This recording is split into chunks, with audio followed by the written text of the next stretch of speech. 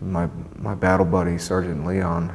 He was a good friend of mine. We were very close. Sergeant Leon and I would spend countless hours just watching fights together and having a few beers, you know, when we were in the rear. And Sergeant Leon had just gotten back from his second deployment to Iraq, and he was self-medicating. He was drinking a lot, and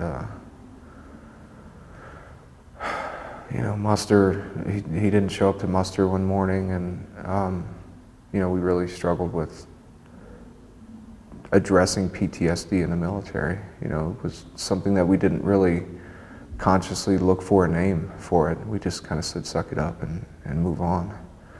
And a lot of us drank, you know. It was just, that was the common thing. You couldn't go to a battalion for help.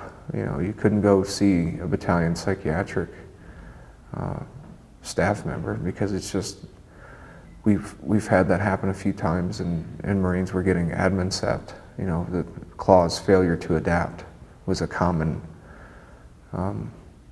label, and you'd get out and you wouldn't have any support. So you didn't go there, and you certainly, I mean, being in the military, you don't go to a civilian therapist. I mean, everything is taken and contained within the military. So when the source is, you know, insufficient, and it risks your livelihood, especially having a family, you don't do that. You know, you drink, and you sit in the barracks and you drink, and you get loud and obnoxious, and you hang out with other Marines who are feeling the same thing, but nobody talks about it. So Leon decided he had enough, and he took his own life. We found him in the barracks. The morning of, he didn't show up for muster, and we got BEQ to go up into his room and open the door, and there he was. He'd hanged himself, and it really didn't occur to me that that would have been a sign of PTSD at the time, but it was the nature of his suicide that really shook things up for me. And it was, he had a drinking problem, and I'd assumed that once NCIS came in and did the investigation that they would find alcohol in his blood, you know, some trace, and there was nothing. He did it stone cold sober, you know. Then it started me off on the path of, you know, what is PTSD, and how deep does that rabbit hole go? And just started collecting answers from there, and it really pointed me in finding out what was already in existence, what was there to treat PTSD, and how was that working. And then I started looking for alternatives. So ayahuasca is a plant-based medicine. It was used by the shamans in Peru. So it's been in their culture for thousands of years, literally. And it's been used by their culture specifically to gain information about nature and about the nature of reality.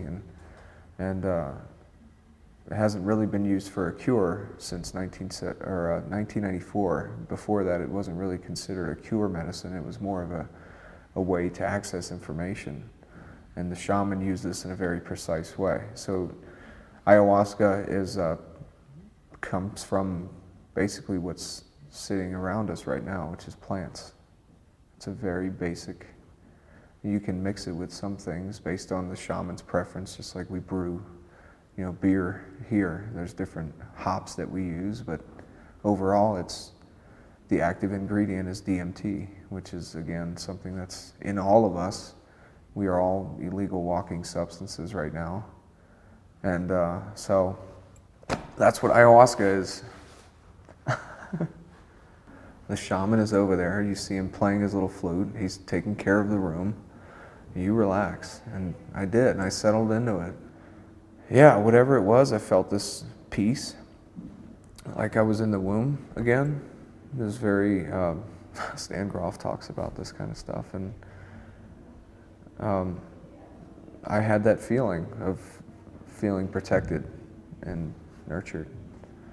And I realized that this is something that I never really had as a kid. So that was a profound experience to just be able to feel that, and just complete, utter relaxation after that, and focus and clairvoyance and clarity. and compassion, more importantly. Like, this is a very feminine area that I was touching, and clearly whatever that area was conducive to my own being. And so I realized that, you know, this is like the other side of the coin of what I was, and I embraced that, and I saw the value in that. And it was very heartwarming and very loving, and it was just this balance that put me back into a really, like, a balanced place, and it was beautiful. Yeah. It's so weird, like 240-pound man saying it's so beautiful, you know? But I don't mind, you know? I know my place. It's really helped me that way, and then just this complete joy and celebration of this awakening and this understanding, you know, came over me, and it just, the plants or whatever that was said, get up and enjoy the moment. I mean, you've been doing the work. You're tired, like, lay down, relax, you know, and enjoy it. Because if ayahuasca can do anything for veterans, it shows them that there is a peace that you have within you, and you can cultivate that peace, and you can find it, and it is possible. It's a glimpse of that. And to me, that's all the hope somebody needs when they're that low.